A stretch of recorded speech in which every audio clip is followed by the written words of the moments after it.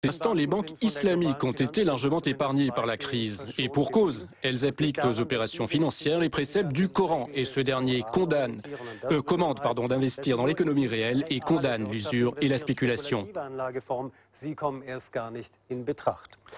En Europe, la plupart des banques islamiques opèrent sur la place de Londres, mais depuis quelque temps, la France leur porte un intérêt grandissant. Le reportage d'Isabelle Layani. Mouraba'a, Soukouk, Kijara, tous ces termes n'ont plus de secret pour Philippe.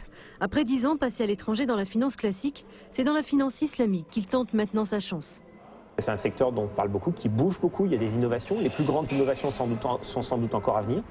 C'est aussi un secteur bancaire qui brasse 500 milliards de dollars dans le monde, tout en suivant les préceptes du Coran. Il y a un certain nombre de principes d'éthique à respecter, un certain nombre d'interdits, comme par exemple l'interdiction de taux d'intérêt, qui est considéré comme de l'usure, quel que soit le taux, l'interdiction de certains secteurs, comme l'armement, comme la pornographie, ainsi que l'interdiction d'une trop grande incertitude ou d'une spéculation. Direction l'école de management de Strasbourg, Philippe y suit sa formation en finance islamique. C'est le premier cursus du genre jamais organisé en France. Comme dans la finance classique, peu de femmes et des élèves de toute nationalité. Non.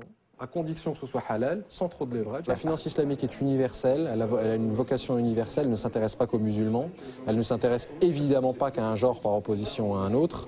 C'est justement en surfant sur le caractère éthique des investissements que la finance islamique séduit de plus en plus les milieux d'affaires. Comme à New York ou Londres, un nouvel indice boursier, un CAC 40 islamique, verra bientôt le jour au Palais Brongniart. C'est un ensemble de valeurs qui ont une activité conforme avec la charia, c'est-à-dire pour l'essentiel des activités durables, éthiques et socialement responsables. La France espère bien attirer 100 milliards d'euros d'épargne des pays du Golfe. Pour l'instant, en Europe, il préfère l'Angleterre où 5 banques islamiques existent déjà. Mais la donne pourrait bien changer. Il est évident qu'il y a un intérêt pour la France à drainer cette épargne islamique pour financer l'économie française. Cet avocat suit les démarches de 2 banques islamiques du Qatar et de Bahreïn qui veulent s'installer à Paris. Les investisseurs des Émirats s'intéressent depuis longtemps à l'immobilier en France. Essentiellement du bureau, de la logistique, de l'hôtellerie, un peu moins le commerce, parce que le commerce, la difficulté c'est que généralement les revenus issus de ce commerce doivent être qualifiés de licites, donc c'est-à-dire respecter les interdictions sur le porc, l'alcool, tout ce qui est jeu de hasard, ne pas avoir des activités financières liées à l'intérêt.